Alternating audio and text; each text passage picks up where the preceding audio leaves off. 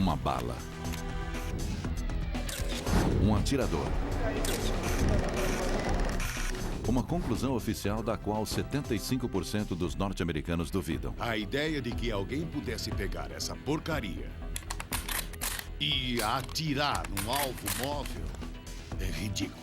Oswald foi um assassino solitário ou um bode expiatório? Uma nova prova, não apenas uma, mas 3 tentativas de assassinato. Após 4 décadas, o assassinato de Kennedy permanece como uma das maiores histórias não contadas. Pistas perturbadoras sobre um golpe da máfia, uma farsa do governo. Nós temos documentos da CIA que comprovam. E um esquema presidencial que permitiu que isso acontecesse. Conspirações, o assassinato de JFK. Depois de examinar tudo, desde o local dos disparos até a própria arma, a comissão Warren, encarregada da investigação do assassinato do presidente John F. Kennedy, concluiu que ele foi brutalmente assassinado por Lee Harvey Oswald, um ex-fuzileiro descontente com laços soviéticos e simpatizante cubano. Ele agiu sozinho. Hoje, a maioria das bibliotecas jogou seus exemplares da comissão Warren e a maioria das pessoas acha que eles devem ir para a seção de ficção. Agora os escritores Lamar Waldron e Tom Hartman expõem em seu livro Ultimate Sacrifice o que creem ser a verdadeira história por trás do assassinato de Kennedy. É uma nova versão da antiga teoria, foi a máfia. Mas os escritores insistem que o conhecimento da máfia sobre um plano secreto dos Kennedy para derrubar Fidel deu à máfia o disfarce perfeito. Eles conseguiram assassinar JFK e assim forçar Bob Kennedy e outros oficiais chaves do governo a acobertar informações cruciais a fim de proteger o plano de golpe. É uma teoria vista com atenção por outros pesquisadores de JFK. Embora alguns discordem da conclusão, eles reconhecem que é um cenário bem pesquisado. Waldron e Hartman passaram 2 décadas debruçados sobre milhares de documentos do governo e entrevistaram personagens chaves com revelações a fazer. Esta é a prova. 22 de novembro de 1963. O presidente Kennedy morreu aproximadamente a 1 hora, horário oficial, há cerca de 35 minutos. Enquanto o país estava envolto em choque e descrença, a milhares de quilômetros de Dallas, em um restaurante em Tampa, acontecia uma comemoração. O mafioso santo traficante ergueu sua taça e brindou o assassinato de John F. Kennedy. Para o mafioso Don Carlos Marcello, em Nova Orleans, e para Johnny Rosselli, em Chicago, a notícia também era boa. A morte do presidente marca o fim da cruzada de Bob Kennedy contra eles. Uma campanha implacável que resultou em um número de ações contra o crime organizado 12 vezes maior do que em qualquer outra época. Carlos Marcello explicou assim: se cortassem a cauda do cachorro, matar Bob Kennedy, a cabeça do cachorro, JFK, viraria e morderia. No entanto, cortando a cabeça do cachorro, matando o JFK, a cauda do cachorro pararia de abanar sozinha. Sussurros de um golpe da máfia contra o presidente começaram a circular quase imediatamente. Não é segredo que a máfia odiava a família Kennedy.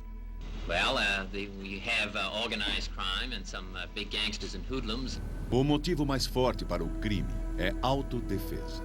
E em se tratando da máfia, tenho certeza que eles viram isso como autodefesa. Depois que JFK foi enterrado, Bob ficou literalmente despedaçado, uma fração do que havia sido. Todos os processos contra a máfia recuaram. Bob estava em um jogo perigoso, perseguindo gangsters perigosos, enquanto sua família tinha um relacionamento complicado com eles. Desde a venda ilegal de bebidas do pai até o relacionamento de JFK com uma namorada do chefão. Mas outra ligação com a máfia viria a derrubar o presidente. Houve um acordo para usar a máfia para se livrar de Fidel. Durante anos, a CIA recrutou a máfia para ajudar a derrubar Fidel.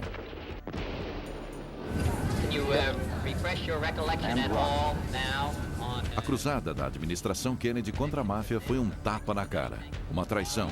Foi a gota d'água.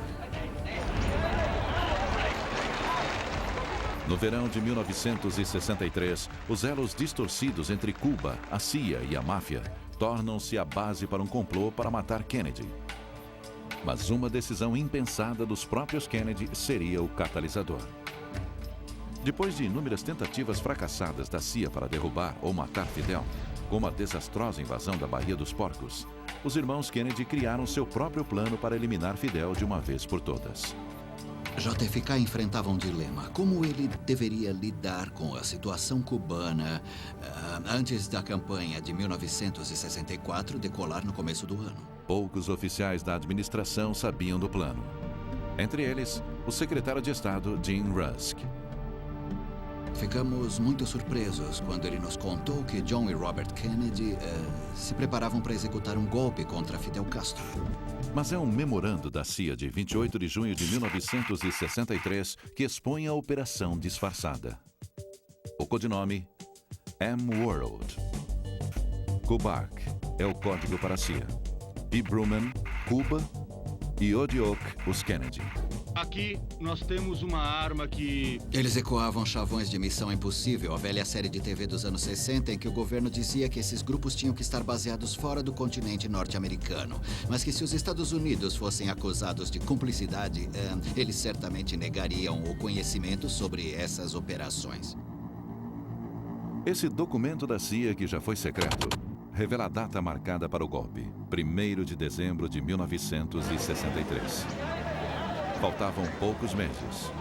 Bob Kennedy se esforçava para evitar que o presidente fosse ligado diretamente ao M-World.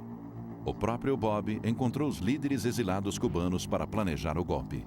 Tudo estava sendo muito bem controlado pelo Bob. Ele queria impedir que o segredo vazasse, como no caso da Baía dos Porcos. Você deve ter uma imaginação. Restava pouca dúvida de que Bob comandava o show. Mas o que Bob não imagina é que a M-World não é o único show na cidade. Mesmo quando a CIA destacou agentes secretos para o plano do golpe dos Kennedy sem que os irmãos soubessem, a agência continuava a tramar em segredo com a máfia para matar Fidel. E é claro, esses complôs iam do sublime ao ridículo, como explodir charutos e depilatórios e outras coisas, mas também havia um sério cuidado dedicado às tentativas de assassinato, etc, etc.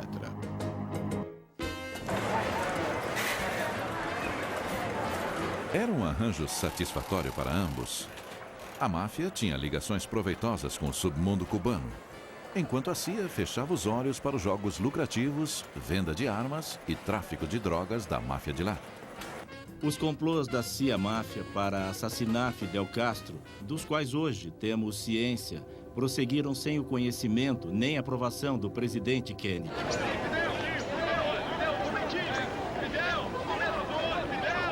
No comando de um contingente da máfia, ninguém menos que santo traficante, Johnny Rosselli e Carlos Marcello.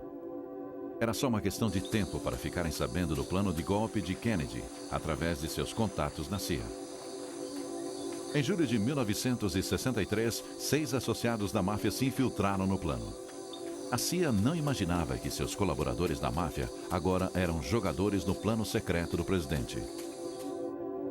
Waldron e Hartman acreditam ter descoberto a evidência que prova que tal cadeia de eventos aconteceu. Temos até documentos da CIA que mostram claramente que um líder exilado cubano-chave, nesse caso Tony Verona, recebeu $200 mil da máfia de Rosselli em Chicago no verão de 1963.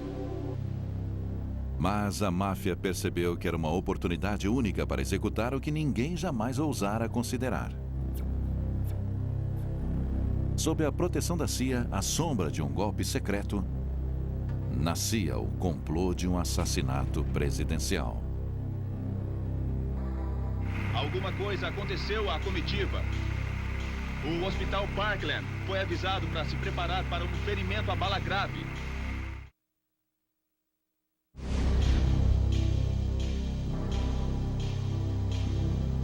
Quando alguém concebe algo glorioso, como matar o presidente dos Estados Unidos, deseja que o mundo saiba que foi de sua autoria o assassinato.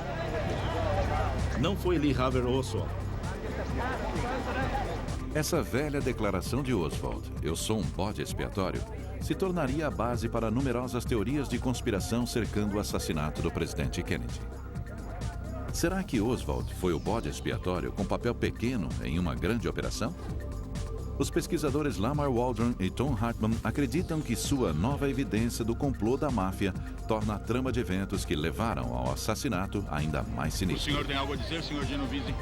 Vai cooperar com a comissão? Em 1963, a cruzada de Bob Kennedy contra o crime organizado estava prestes a provocar uma retaliação que ele jamais cogitara.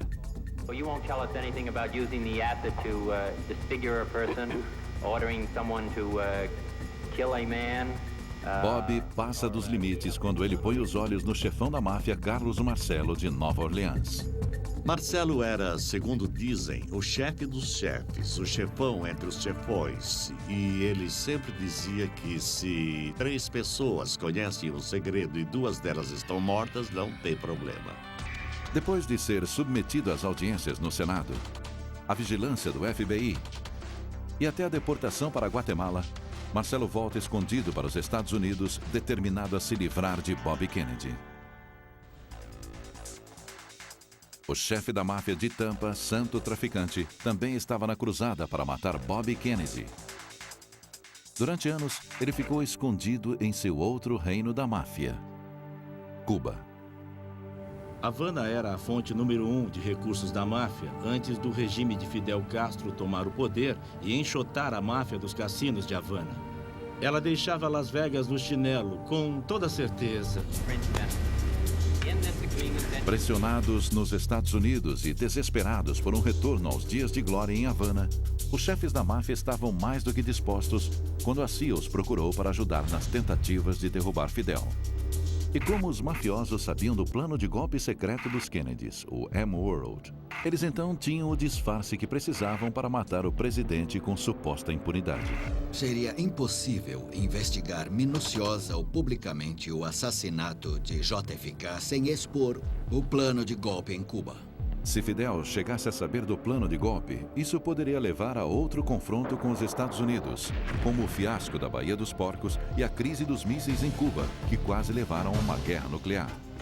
Qualquer tentativa de assassinato pela máfia teria de acontecer antes de 1º de dezembro, data marcada para o golpe dos Kennedy. O cenário perfeito. Um local público, um prédio alto e a comitiva em carro aberto. Em novembro de 1963, a oportunidade se apresentou. Não uma, mas 3 vezes.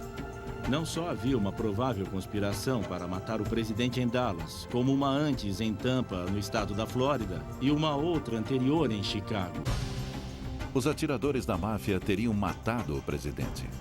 Mas a máfia precisava de alguém para levar a culpa. O motivo de os 3 chefões quererem um bode expiatório envolvido em cada uma das 3 tentativas contra John Kennedy num período de 2 semanas era desviar de imediato a atenção deles e jogar todas as suspeitas sobre Cuba.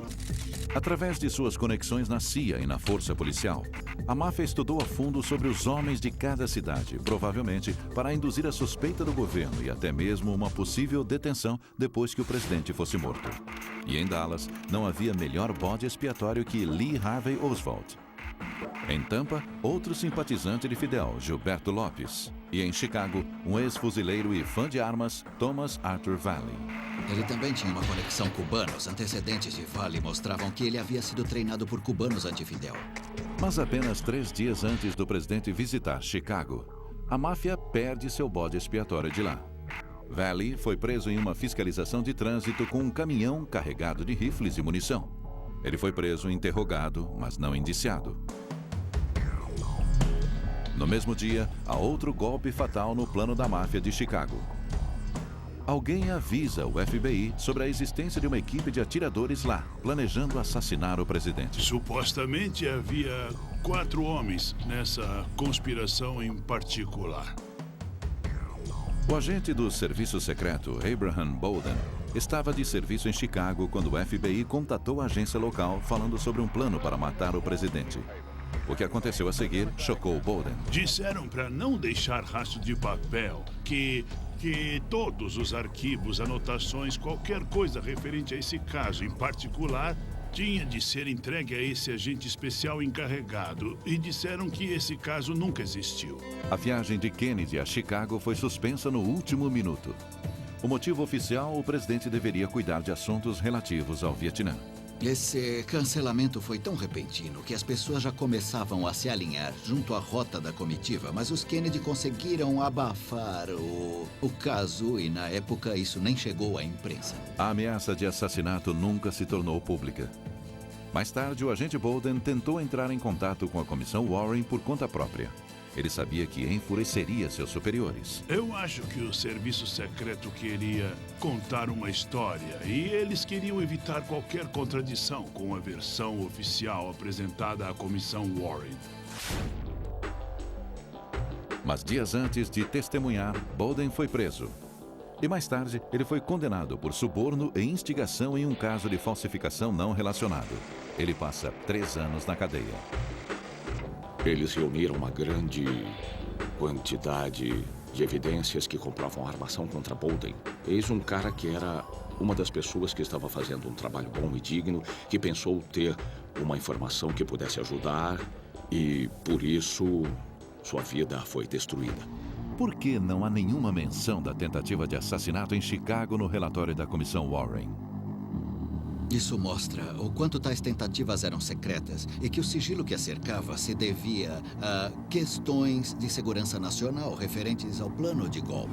Embora os chefões estivessem desapontados com o contratempo na primeira tentativa, o rápido abafamento da ameaça lhes deu confiança para prosseguir com uma nova tentativa de assassinato algumas semanas mais tarde.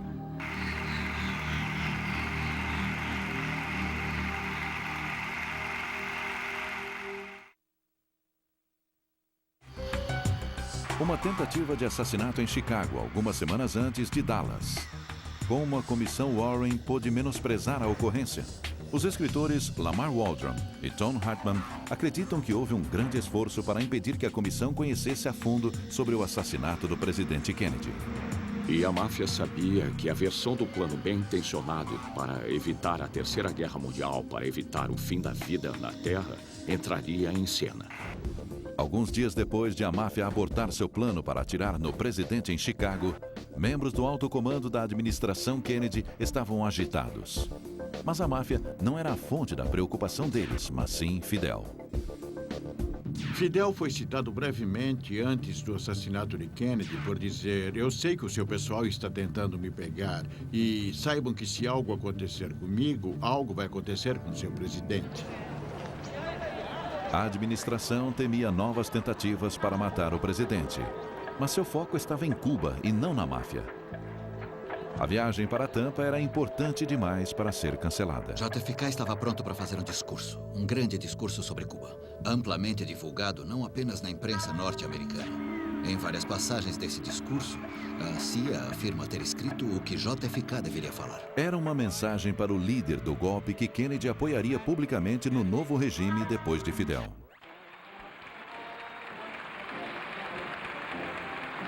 Mas pouco antes de Kennedy chegar a Tampa, a segunda tentativa de assassinato da máfia veio à tona, com a circulação dos boatos sobre o plano. A força policial confirmou o complô. Mas com a determinação do presidente em seguir viagem, isso não era consolo suficiente. Eles estavam muito preocupados. Com um prédio alto, Floridian Hotel, o prédio mais alto de Tampa, com ampla visão para uma longa curva à esquerda do percurso. Na verdade, ele lembrava muito um depósito de livros, só que mais alto, com muito mais janelas livres. Em 18 de dezembro, a comitiva prossegue conforme planejado.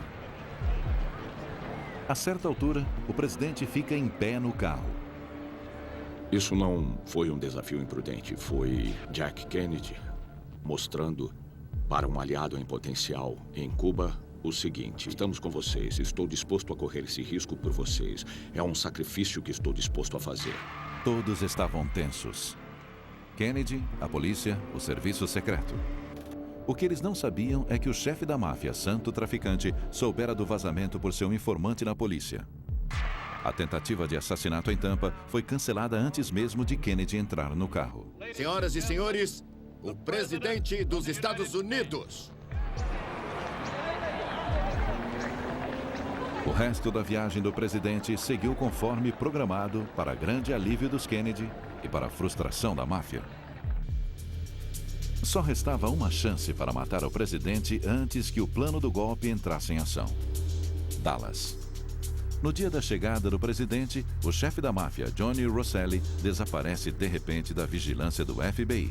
4 depoimentos não confirmados de informantes da máfia apontam Rosselli em Dallas no dia 22 de novembro de 1963. Eu não acho que ele ia pegar uma arma, correr para a rua e atirar em Kennedy caso não desse certo. Mas ele ia garantir que ninguém falharia. E havia mais alguém em Dallas. O proprietário de uma boate com um papel muito maior no assassinato do que o governo jamais admitiria. Jack Ruby era um gangster pequeno que se meteu com drogas, prostituição e outros ramos imorais durante várias décadas. De repente, Ruby recebe um pagamento misterioso de $7.000 e começa a falar em se mudar para a parte mais rica da cidade. Ele recebeu dos associados de Jimmy Hoffa, chefe corrupto dos caminhoneiros que tinha ligações profundas com a máfia, algumas semanas antes de Dallas. Então, mais uma vez, isso levanta todo tipo de perguntas sobre o motivo de Ruby ter recebido esse pagamento tão perto do assassinato. Como esse soldado raso da máfia se tornaria chave nesse complô para matar o presidente? Ruby era o homem da máfia com conexões na polícia de Dallas, um amigo de longa data de muitos policiais. Mas ele era mais que olhos e ouvidos da máfia. Se Oswald fosse preso pelo assassinato, seria função de Ruby matá-lo.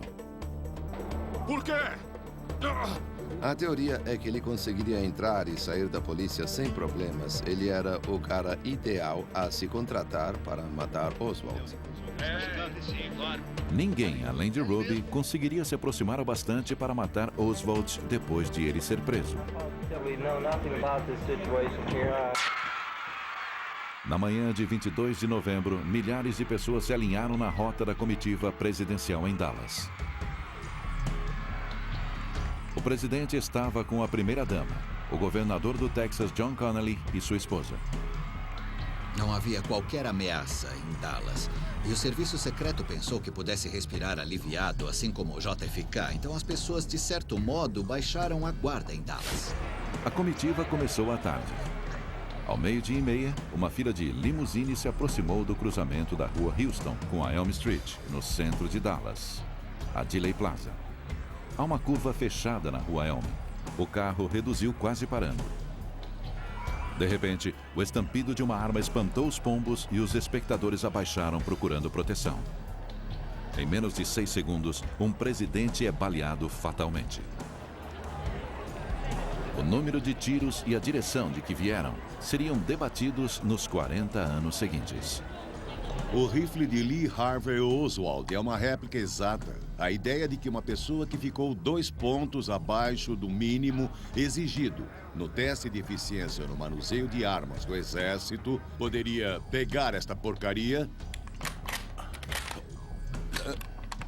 e atirar no alvo móvel, enquadrando a cena em menos de 6 segundos, é ridículo.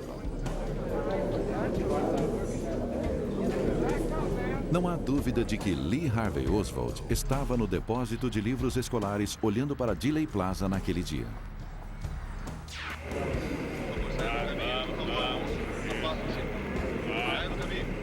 O caso da Comissão Warren contra Lee Harvey Oswald parece incontestável.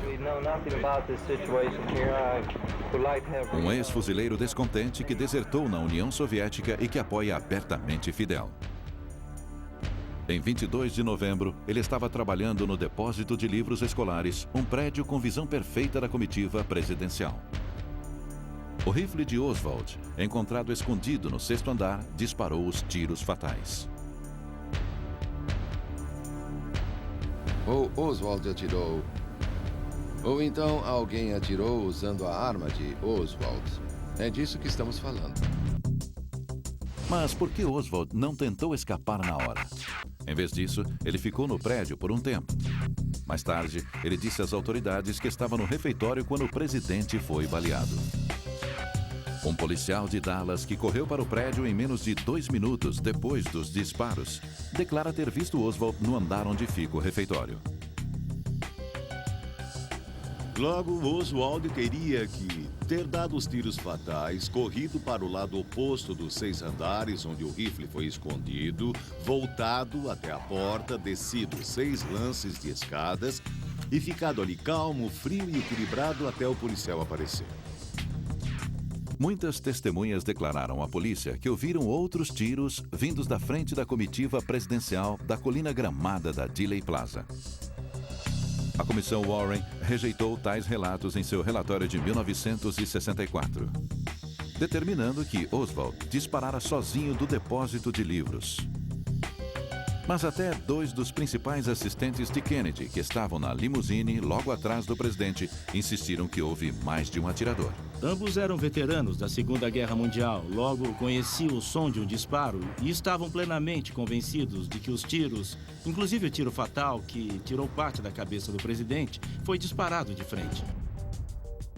Pouco antes de morrer, Dave Powers, um dos assistentes da Casa Branca, fez uma declaração surpreendente ao pesquisador Tom Hartman, afirmando ter sido pressionado a mudar seu depoimento aos investigadores. Eu perguntei a ele por que você não disse isso à Comissão Warren. E ele disse, eu bem que tentei, mas era interrompido toda vez que falava nisso. Tantas omissões tornam a declaração da Comissão Warren de que Oswald agira sozinho difícil de acreditar. Mas será que o complô complexo e sinistro descrito por Hartman e Waldron corresponde à verdade dos fatos daquele dia terrível em Dallas? Isso acrescenta muitos pontos à versão que temos do que aconteceu. Não são os pontos que perturbam outros investigadores do assassinato. São as conexões entre eles. Para acreditar que a máfia poderia se infiltrar no plano secreto de Kennedy para derrubar Fidel, era preciso primeiro acreditar que esse plano ia mesmo acontecer. Os Kennedy não tinham um plano iminente para invadir Cuba. É claro que sempre houve planos de contingência. Os Kennedy sempre tinham cogitado diferentes cenários. Não resta dúvida que Fidel era uma pedra no sapato dos Kennedy. O plano de golpe de 1963 poderia ser simplesmente um dos planos em potencial para resolver a questão de Cuba. Sinceramente, eu acredito que esses escritores, o Sr. Waldron e Hartman, confundiram o que eram planos de contingência com a realidade. Mas se M-World não passava de um simples plano de contingência, por que esse documento até então secreto cita um levante geral agendado para 1º de dezembro? Esse é o relógio que comanda a cronologia do assassinato. Os mafiosos sabiam que tinham que pegar Kennedy antes do golpe ou perderiam sua vantagem. A versão de que isso culminaria em 1º de dezembro de 1963 está baseada na leitura de um único documento em que alguém diz, logo faremos alguma coisa, e escolhe uma data para isso. Não há outra base para dizer que algo grande ia acontecer naquela data, e há muitas evidências de que isso não ia acontecer. Mas nem toda evidência precisa ser preto no branco para sugerir que o plano estava em andamento. N-Word não era um plano de contingência, era uma operação ativa. Nós encontramos e entrevistamos pessoas envolvidas que eram de dentro. Se havia tal plano, por que nenhum dos principais conselheiros de Kennedy, inclusive o secretário de Defesa, Robert McNamara, sabiam disso? Eles acreditam que nem mesmo alguém do alto escalão do governo, como um secretário de defesa, estava sabendo desse plano dos Estados Unidos de invasão iminente. Eu acho um despropósito. Talvez não fosse uma questão de quem ficaria sabendo do plano, e sim quando. Há um memorando que cita uma reunião a ser marcada envolvendo pessoas como o McNamara e o secretário de Estado Rusk, que desconheciam que todos esses preparativos eram de fato um plano de golpe. Essa reunião ocorreria 3 dias depois da ida de JFK a Dallas. Mas se tudo isso for verdade, a máfia teria mesmo conseguido dar o golpe final? A máfia não era capaz desse tipo de estratégia política que foi imputada a ela naquele livro. A máfia acha que poderia se safar através de contatos em Washington, acreditando que eles acobertariam seu envolvimento no assassinato. já que uma investigação poderia expor o plano de golpe dos Kennedy em Cuba com o risco de uma guerra nuclear. A visão deles da máfia é um híbrido fantástico de Tony Soprano e Henry Kissinger. Mas o vasto império da máfia e conexões com o mundo policial atestam seu poder. Esses caras dirigiam impérios que competiam com a General Motors. Eles não eram caipirões da Sicília. E havia mais. Se Kennedy tinha mesmo um plano para derrubar Fidel, os mafiosos não iriam detê-lo. Eles aprovariam. A cidade de Havana era uma fonte de renda enorme para a máfia. Eles estavam desesperados para voltar. Então, por que será que a máfia mataria o presidente Kennedy às vésperas de um complô do governo norte-americano para se livrar de Fidel Castro? Para mim, isso não faz nenhum sentido. Não faria sentido se Havana fosse a única mina de ouro da máfia. Mas não era. Cuba era café pequeno. Eles estavam se dando bem em outros lugares, estavam construindo um império nas Bahamas, tinham se infiltrado em Las Vegas. Ou seja, para eles, Cuba era uma mosca nas costas de um elefante. Finalmente, há a figura de Lee Harvey Oswald como o bode expiatório da máfia. Lee Harvey Oswald não era um garoto da máfia. Ele a derrubou para os Kennedy. Eles teriam lhe dado uma medalha, mas ele não fazia aquilo por eles. Lamar Waldron insiste que há evidências que Oswald tinha laços com o mafioso Carlos Marcello. Investigadores do Congresso, no final dos anos 70, encontraram 6 pessoas que disseram que Lee Harvey Oswald trabalhava com o piloto de Carlos Marcello e o detetive particular de Carlos Marcello no verão de 1963. A chave para desvendar o mistério do assassinato e o envolvimento da máfia estava com o homem no centro de tudo. Lee Harvey Oswald.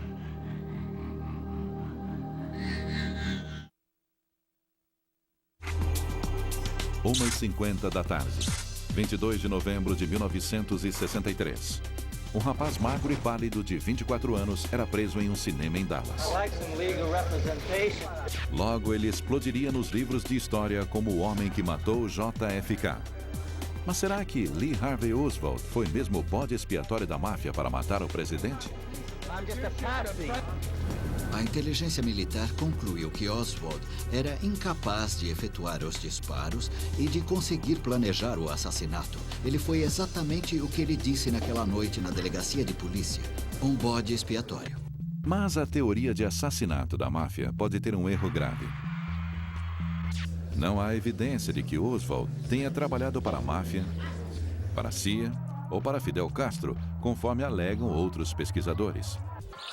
É por isso que o escritor Gerald Posner acredita que Oswald agiu sozinho. Ele era um jovem bravo e obcecado que tinha motivo, intenção e oportunidade para matar John F. Kennedy.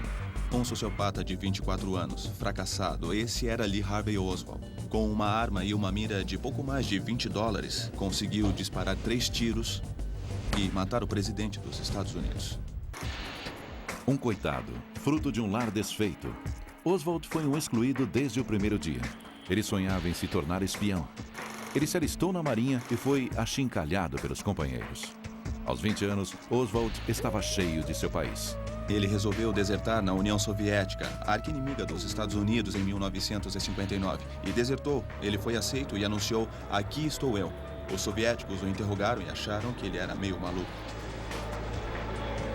Intrigados com Oswald, mas enxergando uma possível vantagem, os soviéticos o acomodaram em um emprego em um apartamento em Minsk. Ele se casa com uma russa e a KGB fica de olho nele.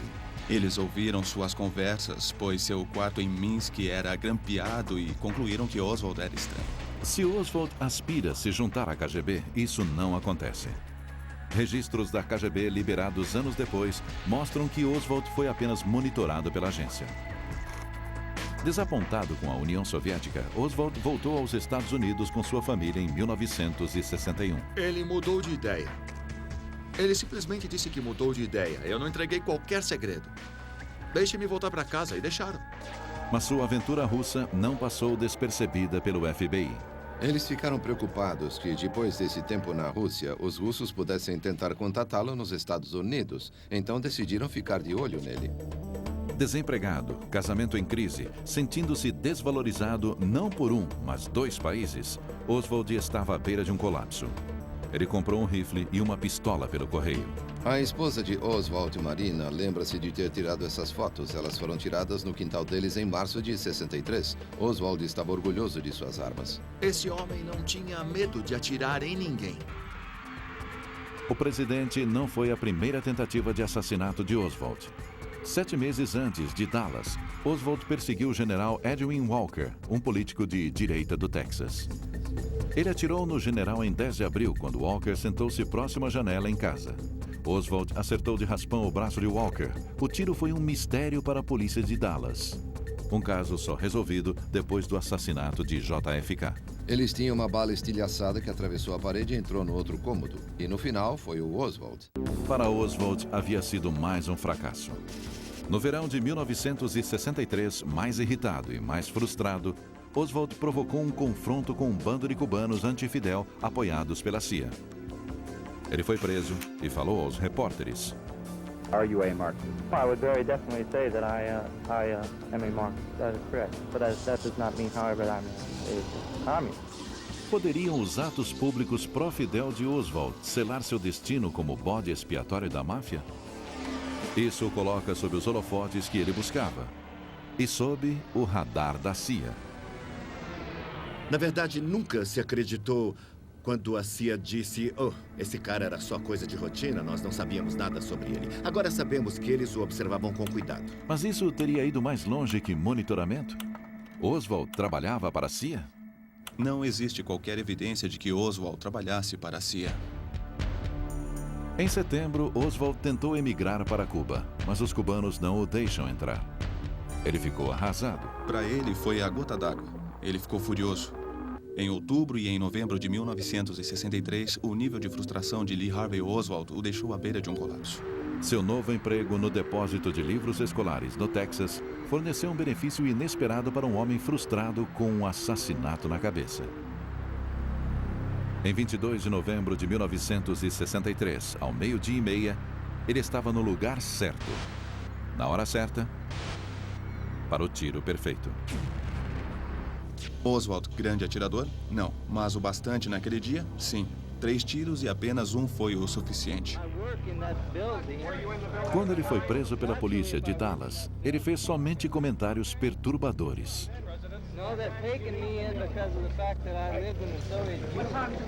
Diferentemente de qualquer outro assassino na história americana, Lee Harvey Oswald não ostentou seu crime com muito orgulho. Então, 2 dias depois, em uma fração de segundo, ele é silenciado para sempre por um membro da máfia, Jack Ruby. Ele foi baleado, ele foi baleado.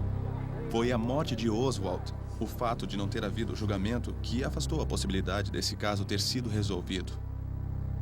Oswald levou seu segredo para o túmulo e nunca admitiu nenhuma ligação com a CIA, a máfia ou outra pessoa.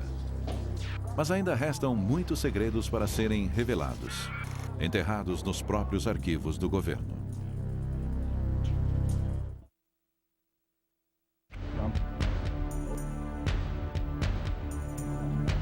É muito difícil para o público e mesmo autoridades diferenciar o real do irreal quando se trata do assassinato de JFK e as diferentes teorias de conspiração. Lamar Waldron e Tom Hartman esperam que sua versão sobre os eventos se torne a definitiva. Não apenas pela teoria que eles propõem, e sim o que está por trás dela. Os 17 anos de pesquisa em milhares de documentos. Nossa busca, a vontade de participar da abertura de registros referentes ao assassinato de Kennedy, fez parte de uma ideia de que o governo deveria liberá-los. Mesmo assim, o governo não liberaria tais documentos por mais 20 anos, se não houvesse uma forte pressão. Hollywood. I do hope the film stirs up some new thought and provides some new insight.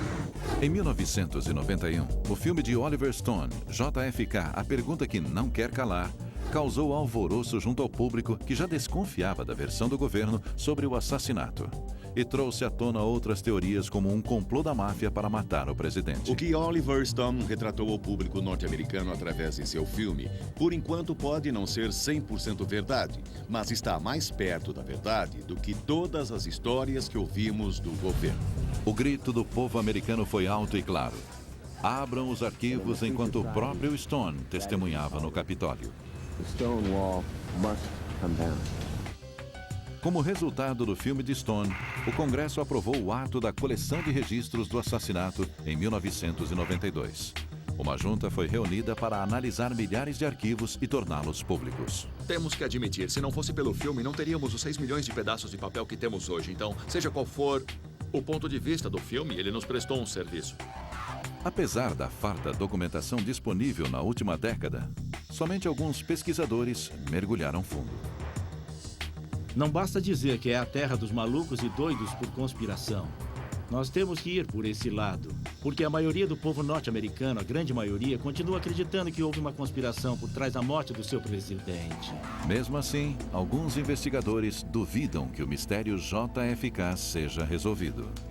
Há muitos pesquisadores que se agarram à esperança que, em algum ponto, eles investigarão um documento dos arquivos do governo que esclarecerá toda a questão de uma vez por todas, mas eu não sou um deles.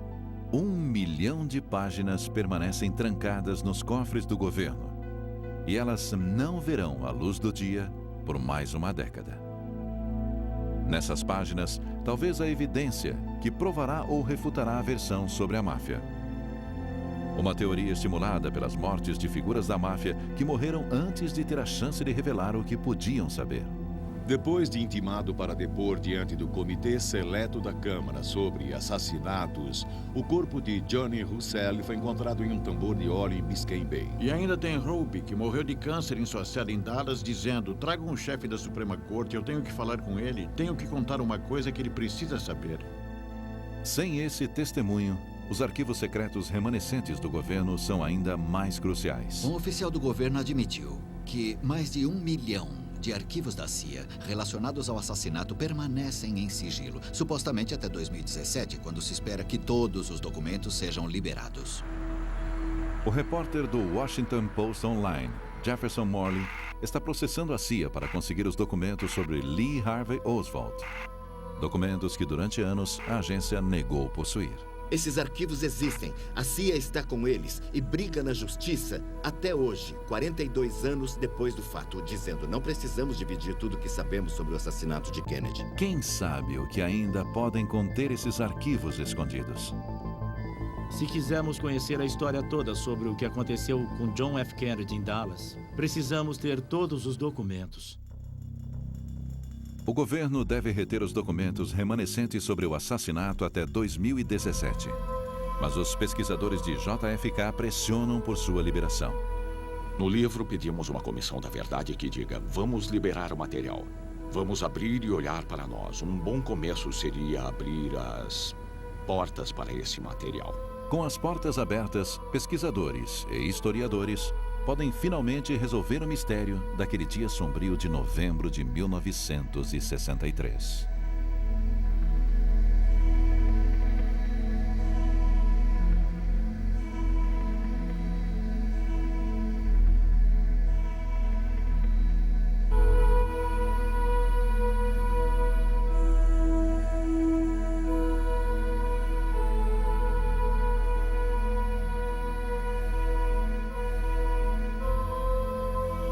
Versão brasileira, DPN Santos.